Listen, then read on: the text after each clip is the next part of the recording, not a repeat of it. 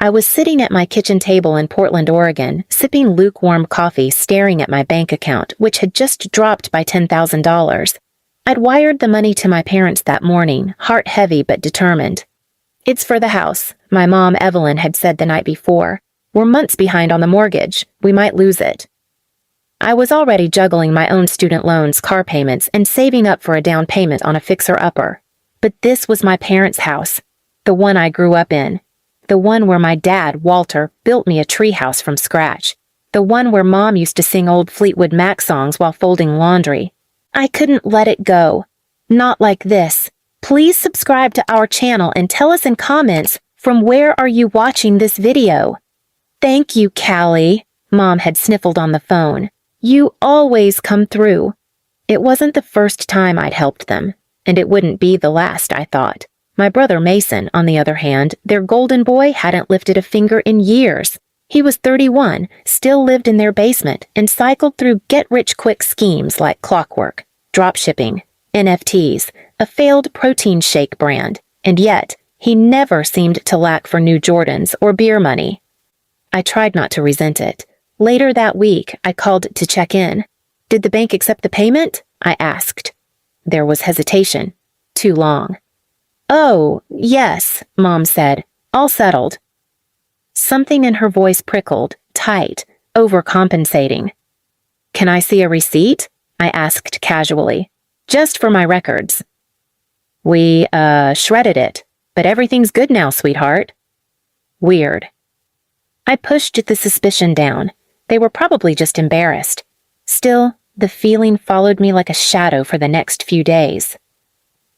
It was a Thursday night when the truth hit me like a brick. I was scrolling Instagram during my break at the clinic. I'm a veterinary tech when Mason's story popped up. "Viva Vegas, baby!" he shouted into the camera. I stared, stunned, as he panned across a luxury suite at the Bellagio, bottles of champagne, poker chips on table, neon lights flashing through the window. And then my stomach dropped. He shouted, "Shout out to the fam for sponsoring the best weekend ever." "No." I replayed it 3 times. My heart thudded louder with each pass. My hands were shaking. I dialed Mom. She picked up on the second ring, voice chipper. "Hey, sweetheart." I didn't even greet her. "Did you give my 10 grand to Mason?" Silence, deafening. Then a sigh. "Look, Callie, he was going through a hard time. He needed a break. You know how stress affects his blood pressure." "You lied to me. You said it was for the house." "Well, we thought maybe if he hit it big at the tables." "You gamble my money?" Mom's voice turned sharp.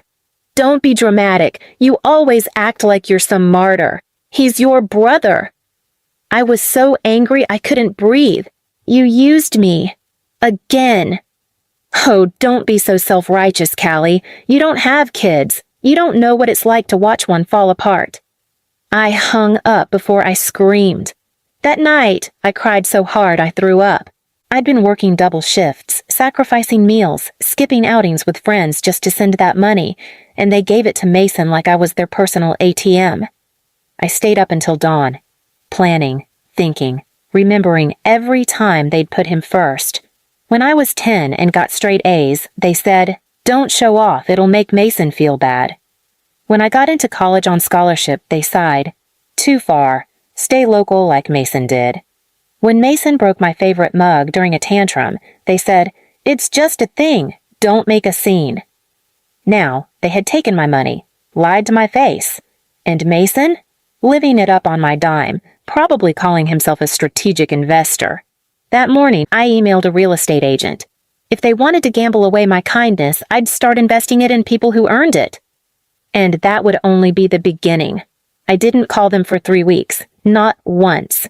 I ignored every text, every voicemail, including Mason's one drunk call that started with, "Yo sis, I think I made a mistake," and ended with muffled laughter and some girl in the background yelling, "Another round!" I stayed focused. Because while they were blowing cash in casinos, I was making moves.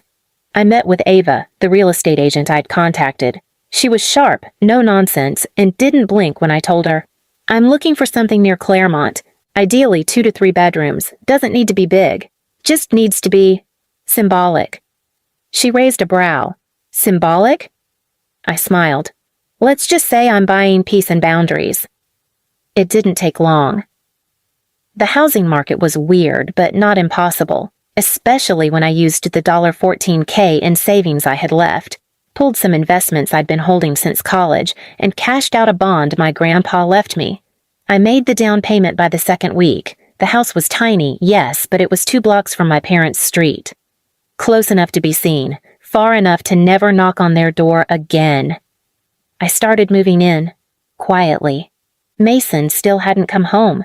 I saw on social media that he'd extended his trip. After losing most of his winnings the first night, he borrowed another $2,000 from Dad and blew that too. Then got in some kind of fight at a club and fractured his wrist. Mom posted a picture of him in a sling with the caption, "Our brave boy still smiling through the pain hash, family first." I stared at it, nauseated, the way they coddled him like a toddler, the way they ignored what he did to me and what they did with my money. But the world had a funny way of spinning back around. A week later, I got a call from my Aunt Laura Dad's estranged sister who moved to Seattle years ago. We hadn't spoken in forever, but I picked up. She said she was cleaning out some of Grandpa's old boxes. "You remember that letter you gave him back in high school?" she said. I froze. "You found it?" "Not just that. He kept everything. College acceptance, vet school photos, even a card you made when you were 6 that said, 'When I'm rich, I'll buy you a tractor.'" She laughed gently. I swallowed the lump in my throat. Yeah, Grandpa was the only one who ever really saw me. "Funny thing," she said. "There's also a copy of a trust, with your name on it." My breath caught. "What?" "Yep, left you a chunk of stock from an early tech fund. It matured like wildfire. Nobody even noticed. It's worth close to $300,000 now." I nearly dropped the phone. "But how?" "He never trusted your parents to tell you.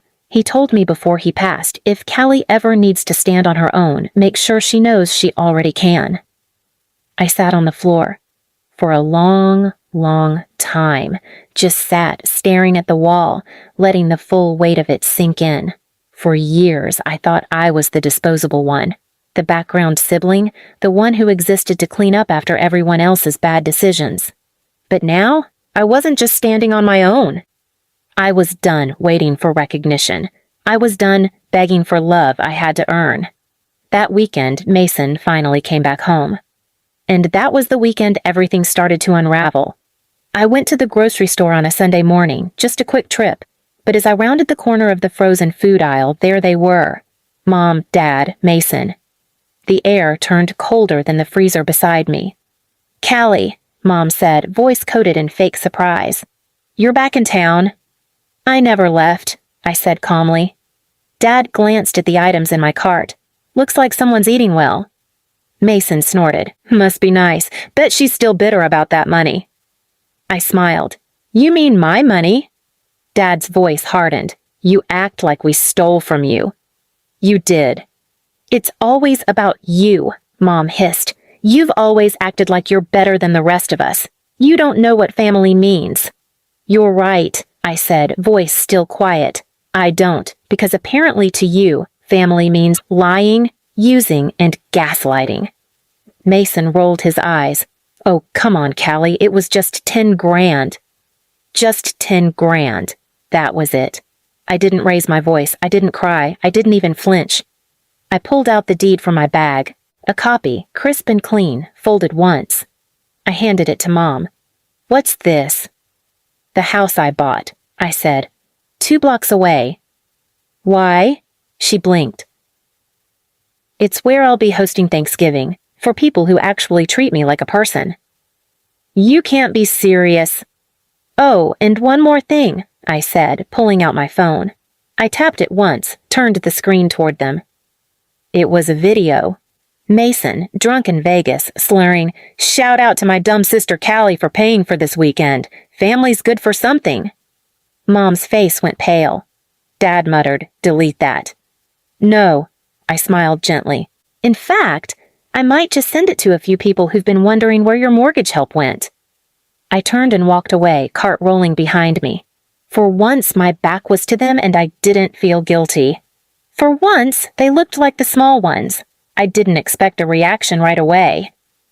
But 3 hours later, my phone started buzzing nonstop. Missed calls, voicemails, a string of panicked texts from my mom. Mom, you embarrassed your brother. Take that video down now. Mom, again, do you want to ruin your father's name too? Mom, 20 minutes later. Fine, we can talk. Just please don't do anything stupid. I didn't reply. I didn't need to. Because by the next morning, the video had done exactly what it needed to. See, I hadn't just shown it to a few people. I had sent it to the family WhatsApp group, the one they had quietly removed me from years ago, the one filled with aunts and uncles who had no idea I was the one paying off Dad's car loan last year while he told everyone he bought it in cash. My cousin Dean replied first, "Wait, this is how y'all treat Callie after she helped with your debt?" Then came Aunt Louisa. I always wondered why she stopped coming to reunions. Now I know. The pile-on began. Word spread. So did the screenshot of Mason's video. So did the story of the missing $10,000. And just like that, the golden family image my parents had spent decades polishing cracked publicly. They called again that evening. I didn't answer. The next day, they showed up at my door. I saw their figures through the peephole first. Mom's arms were folded. Dad looked tired, unusually quiet. Mason stood a step behind them, holding a plastic grocery bag like some kind of peace offering. I opened the door halfway. "Callie," Mom began, "we made mistakes, but this whole stunt was unnecessary. Your family." "Now I am?" I asked, voice level. Dad cleared his throat. "Look, we talked, and Mason wants to apologize."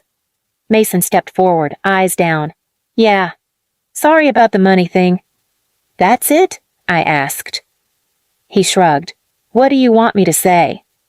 I stared at them all. How many years had I bent myself backwards to earn their love, only to be called dramatic, selfish, difficult? And now, here they were at my door, not because they were sorry, but because they were exposed. "I don't need your apology," I said. Mom's eyes narrowed. "So what now? You just cut us off?" I smiled softly. "No, I just put us in the right order."